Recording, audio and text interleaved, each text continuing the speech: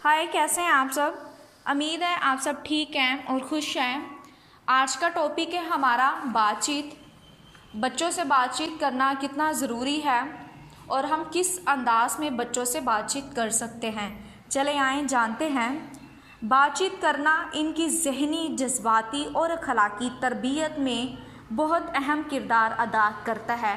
फिर सुने। बातचीत करना इनकी ज़हनी, जज्बाती और अखलाकी तरबियत में बहुत अहम किरदार अदा करता है। जब माँ बाप मिलकर बच्चों से मौसर अंदाज में बात करते हैं तो बच्चे ज़्यादा महफूज, खुशी और इत्मीनान महसूस करते हैं। एक दूसरे की बात का लिहाज रखें।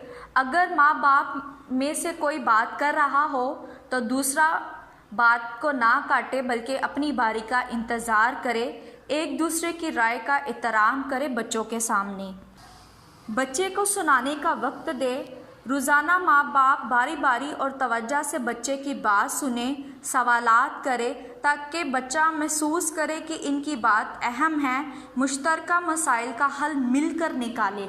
अगर बच्चा किसी मुश्किल में हो तो माँ बाप मिलकर इससे बात करें और मसले का हल निकाले और इस मसले के हल में बच्चे को शामिल करना मत भूले, क्योंकि ये मसला बच्चे का है और बच्चा इस मसले का हल खुद तलाश करेगा।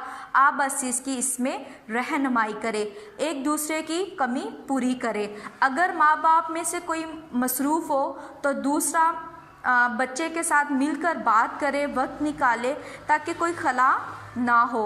रोज़ाना वक्त निकाले, बच्चों की बात को संजीदा ले, मुस्बत और नरम लहजा अपनाए। एक दूसरे की बात का लिहाज रखे, एक दूसरे की बात को मत टोकिया करे। अगर बाप कह रहा है बच्चे से कि आपने ये काम नहीं करना तो बराए करम माँ भी इस बात में अपनी हाँ को शामिल करे। इसी तरह फादर के लिए भी है। अगर मामा मना करती है बच्चे को तो बाप भी कहे जी हाँ जी, आपकी जो मामा ने बोला है वो सही बोला है। एक दूसरे की बातचीत का आप एहतराम कीजिएगा। ये बच्चे के जहन पे बेहतर असरात फ़राहम करता है। Thank you.